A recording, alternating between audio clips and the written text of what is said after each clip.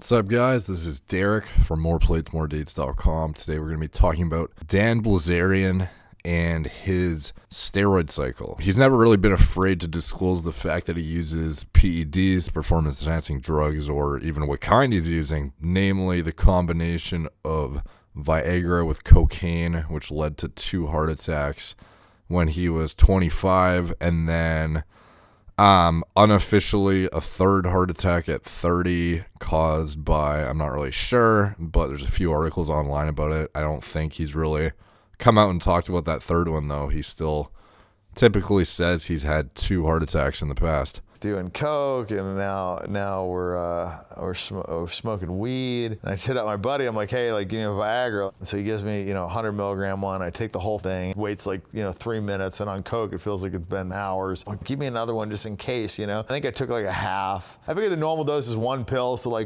2 pills is no big deal. A normal dosage Viagra I think is 10 or 25 milligrams, right? And I had the 100. Day 4, maybe 1 hour of sleep. And I just started having this pain in my shoulder. I'll just drive down there. Went down there, kept me in the waiting room forever. And he's like, holy shit, you're having a heart attack. I've been in the waiting room for 50 minutes. I'm like, oh my God, I'm gonna die for sure. The next day, then I have another heart attack in the hospital, and they were ignoring it again. These stupid motherfuckers don't want to do anything. And sure enough, they checked, and I was I had a 2nd heart attack. And the doctor's like, how much did you take? I'm like, 200 milligrams. He's like, holy shit. He's like, 200 milligrams, that's a crazy amount. He's never been a stranger to talking about PEDs.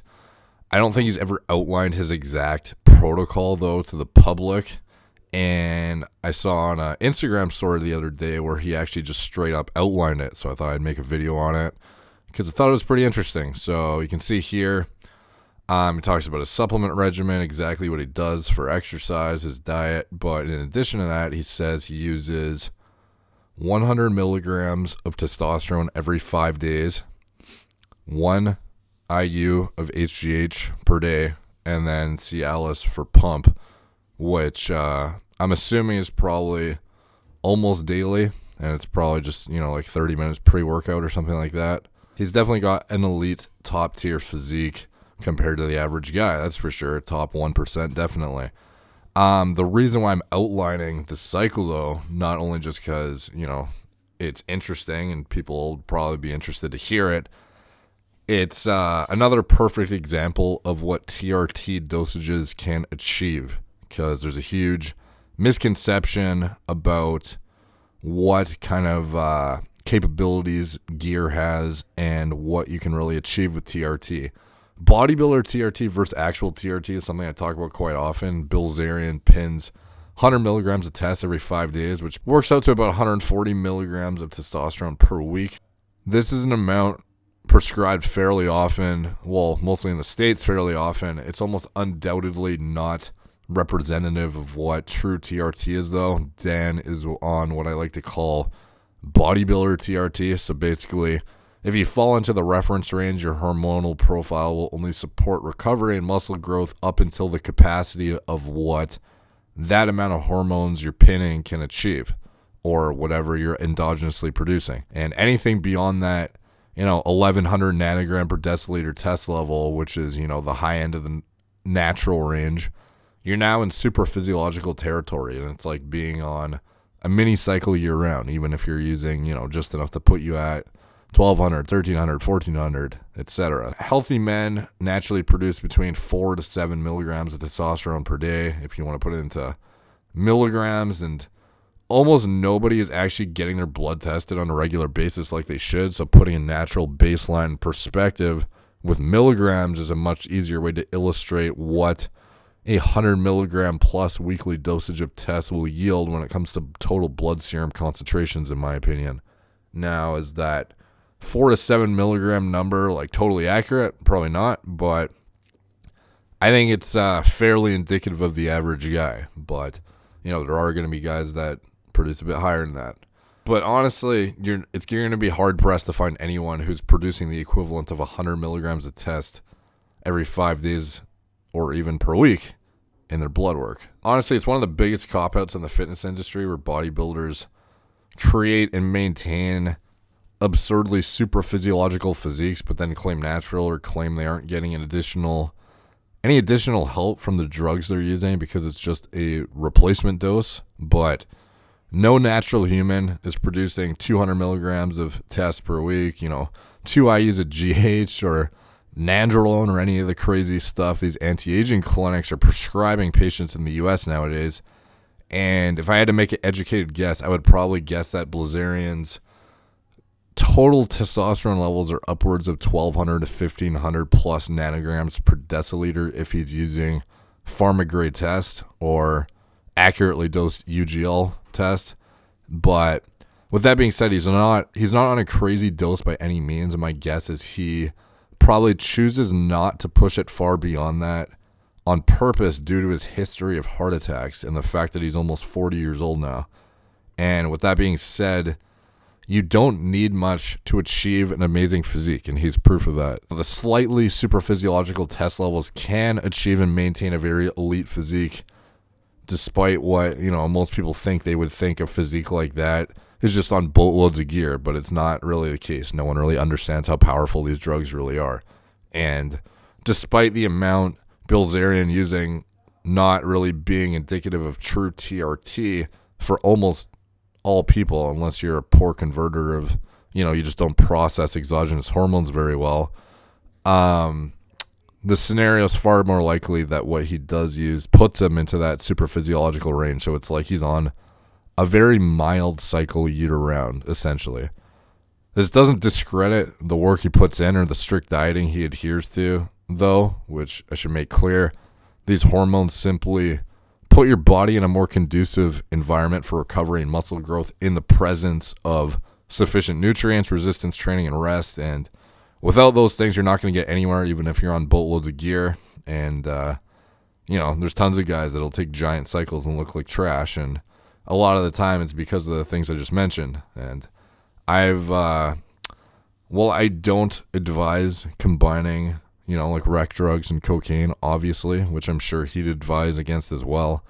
Bilzerian's mild steroid use for someone wanting to achieve an elite physique, I think, is a great example of what more mild and responsible dosages can achieve. Now, obviously, it's not responsible whatsoever to be using gear, blah, blah, blah, but if you are going to, you should realize that you can achieve a lot with what most guys would think are baby doses. And the standard newbie cycle of 500 milligrams of test per week is so fucking overkill, it's not even funny. And the misguided information young guys are getting on anabolics is just brutal nowadays, which is partly why I'm making this video. And now let's get into his HGH use. So, contrary to popular belief, human growth hormone does absolutely nothing for muscle growth. It's not anabolic, doesn't induce any hypertrophy whatsoever.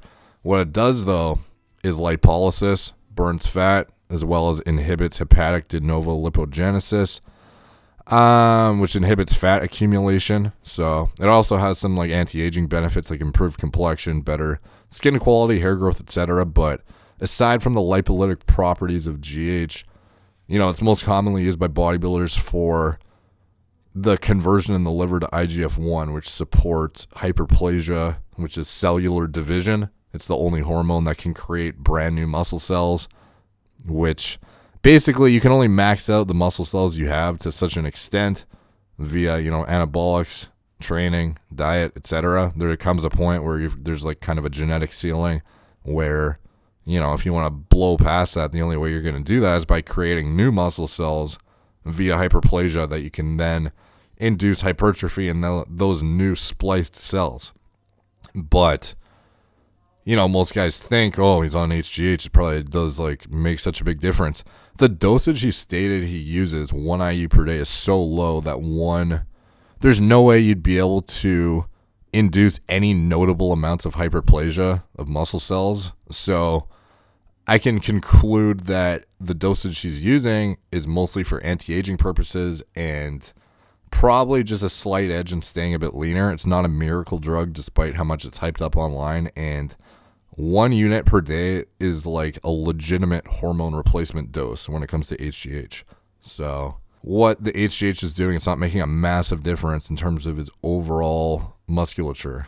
And then he talks about using Cialis pre-workout. It's not anabolic, but thought I might delve into it a bit anyways, because some people might not understand why he would use it. Obviously, it's a prescription drug for treating erectile dysfunction. It inhibits phosphodiesterase type 5. PDE5 is also the acronym. It's a PDE5 inhibitor.